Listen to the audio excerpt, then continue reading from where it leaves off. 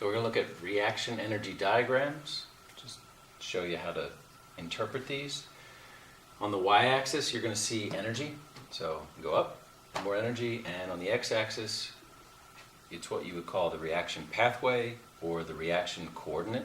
It's not time, although sometimes if somebody has a reaction going on, they might try to substitute time in here. Don't do time. It's the pathway, and it's something that you kind of can't see. This reactants don't really look like the things that they are. This is representing molecules like banging into each other and forming some new thing. So, it's just reactants and products, but they're colliding, they're orienting themselves in such a way, they're hitting it just right, and then they have this higher energy, and then they're forming new bonds, and they're coming away from each other, and now we have products. So that's what's going on here. So we have reactants, we have an activated complex, that's at the middle here, of higher energy, and then we have products. The difference between reactants and products, this is our delta E, right? Change in energy. So in this graph, the products have less energy than the reactants. This is going to be an exothermic reaction. It's going to give off energy, probably giving off heat. So the activated complex is also called a transition state. And this is achieved after the reactants have absorbed some amount of energy. And that is activation energy, E sub A, activation energy. And some reactions, we're not looking at them in this chapter maybe, but some reactions are reversible. So the activation energy of the forward reaction is this. The activation energy of the reverse reaction would be that. Right, so that'll come up sometimes. Okay, so we have activation energy.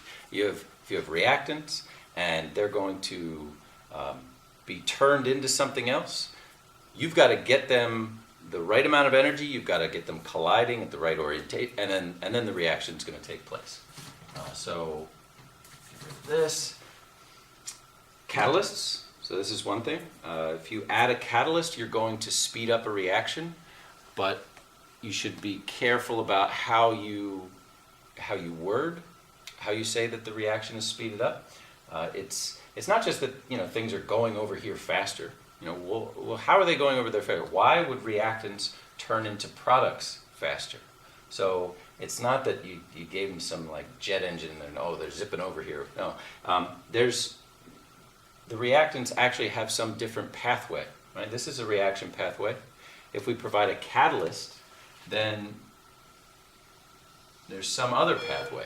Francesca Pujos, please come front desk right away. Francesca Pujos, come to front desk right away. So, with the alternate pathway has a lower activation energy, right? So instead of the reactants needing that much energy, they now only need this much energy, and they can become the activated complex, and then they can become the products. So that's what a catalyst does, right? It's a different reaction that's going on, right? This is one reaction. This is another reaction. They both have the same reactants and the same products, but it really is a different process. And this one's faster because more molecules are going to be able to get this energy and be able to do the reaction. All right, this looks like a one-step reaction. All right, your reactants, they collide, they gain energy somehow, they get enough energy, and then they produce products. So that's a one-step reaction. You can also have multi-step reactions. So this one, I've drawn a two-step reaction. And again, energy going up, reaction coordinate on the x-axis. So we've got some reactants. They gain energy, and then they form some intermediates. The intermediates may react with other reactants that were already there. Right? Then we have another activated complex. So this activated complex over here on the first graph, it's in two places. There are two activated complexes because this is a multi-step reaction.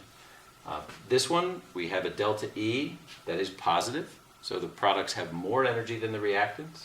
It's going to be an endothermic reaction.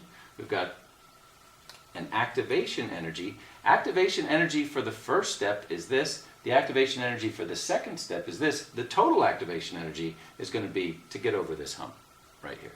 Right? That would be the forward activation energy. And then this, right, that would be the reverse activation energy. So kind of similar to what's over here. Your catalyst, the catalyst that we add, by the way, right? This reaction may happen in one step.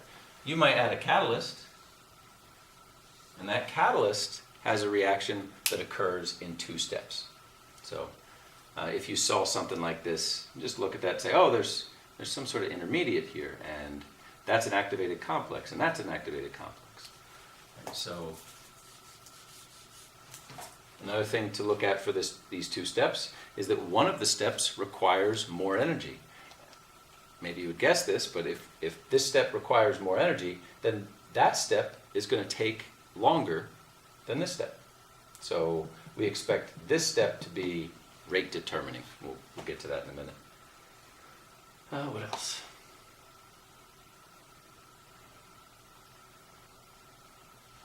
This step, right? Just to point out, right? This is an endothermic step. This is